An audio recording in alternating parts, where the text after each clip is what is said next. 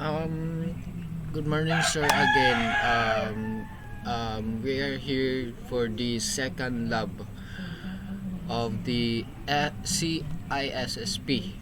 So, Introduction to Security and Risk Management module provides you with the information required to support your hands-on learning. First, security and risk management support materials. Exam objectives. The following exam objectives will be discussed in this document. So, this one. So, we will discuss that in the next slide. So, don't worry, guys. Um, this lab contains supporting CISSP lab material connecting to your lab. Next. So, number one, supporting lab materials, security and risk management, part 1. So, security management encompasses the administrative, technical, and physical controls necessary to adequately protect the confidentiality, integrity, and availability, which is known as the CIA triad of information assets. So security management ensures the interrelationships among us, assessing risk, implementation policies and controls in response of the risk, promoting awareness of the expectation, monitoring to effectiveness of the controls, and using the collected information as reference point to the next risk assessment. So the following topics are covered. Number one is confidentiality, integrity, and availability. Number two, apply security governance principles. Number three, compliance and frameworks. Number four, understand legal and regulatory issues. Number five, understand profession ethics. Number six, develop and implement document security policy, standards, procedures, and guidelines. Number seven is understand business continuity requirements, o confidentiality, integrity, and availability. So, confidentiality aims to prevent information being seen by authorized people. Example of attacks: journalists paying for information.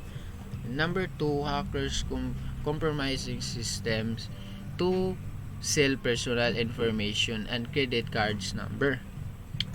So, integrity involves maintaining the consistency, accuracy, and trustworthiness of the information over its entire life cycle. Example of attacks: change to log files. Number two, changes to information.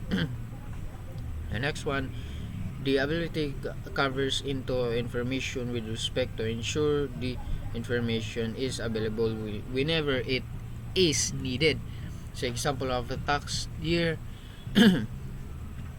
is first, software crashes or bugs. Number two, data deletions. Number three, denial of service attack. Next, safeguarding data including analysis, the restrict and control requires to secure information using accepted security standards like strong password security awareness, account lockouts, data backup, etc. against social engineering. Man in the middle. So, MIN attacks the numerous other attack formats. Confidentiality. Number one, ensure that only authorized people are able to access data. Number two, access controls. Number three, encryption. Availability. Number one, ensures that systems and data are available when needed. Number two, protection against threats. Number three, backups. Number 4, fault tolerance and redundancies to ensure high availability. Number integrity.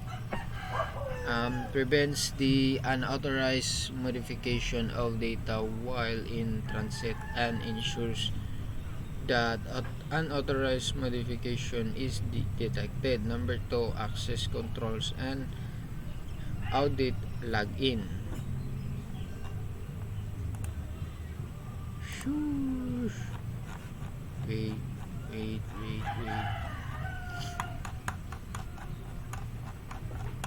Where am I?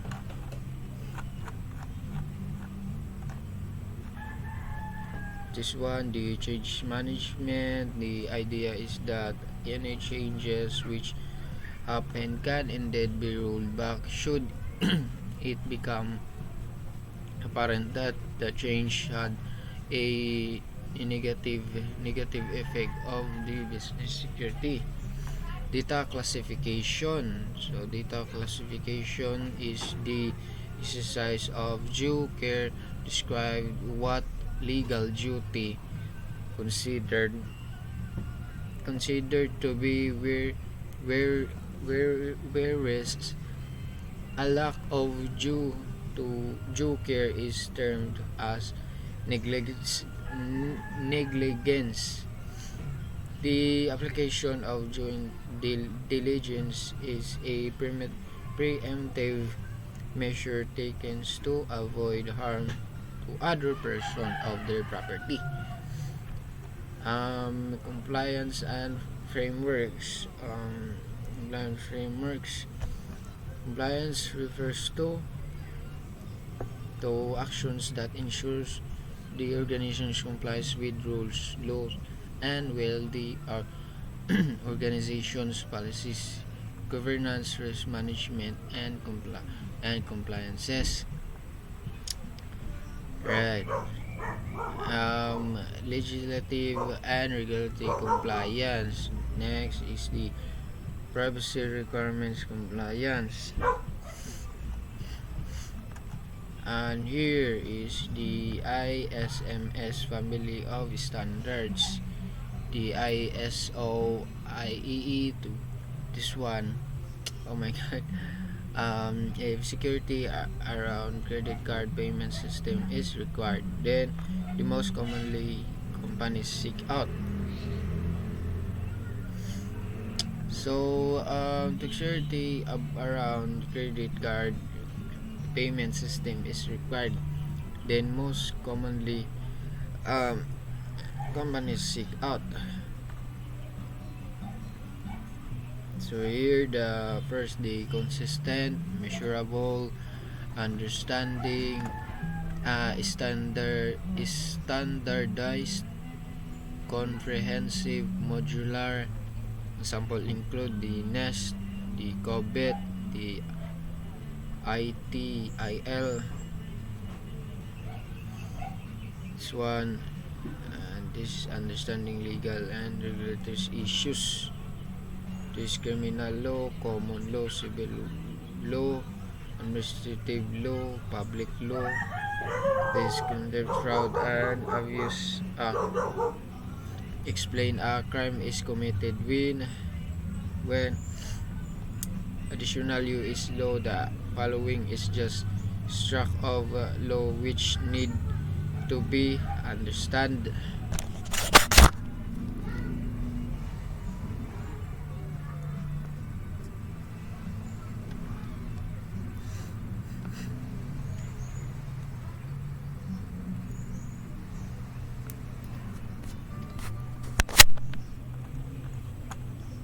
First, Comprehensive Crime Control Act, CCA 1984, 1994, CFAA Amendments, Computer Security Act of 1987, National Information Infrastructure Protection Act, Government Information Security Reform of 2000, Federal Information Security Management Act, Copyrights and Digital Millennium Copyright Act, Economic is Peonage Act of 1996, Privacy Act of 1974, Electronic Communication Privacy Act of 1986, Children's Online Privacy Privacy Privacy Protection and Act 1. Traditional UK law, this one. Alright, and understand professional ethics, Peter in works. Okay, code of ethics. This one. Development and implementing document security policies, standards, procedures, and guidelines. Security policies, security standard, baselines, guidelines, and procedures. This one is the security policy. This one is strategic, mandatory standards. There you go. Tactical, recommend guidelines, detailed procedures, understand business opportunities. Number 1, project scope and planning, business impact assessment, community planning, approval, and implementation. Right. Supporting lab material, security and risk management, part 2. So this one, contribute personal security policies. Contribute to personal security policies. Okay. Employment candidates screening.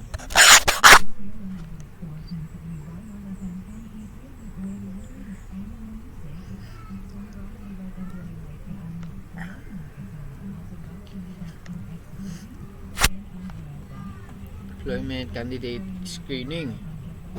Reference checks, background checks, criminal record checks, counter-terrorist checks, prior employment, address and driving records, drug test, ID checks, employment agreements and policies, employment termination processes, vendor, consultant, and contract controls, compliance, privacy, understand and apply risk management concepts, risk management. This one, the NEST guidelines to risk assessment. This one, risk information, the low L low risk, the M medium risk, the H high risk, the E extreme risk. This one, the consequences, the significant, minor, moderate, major, severe.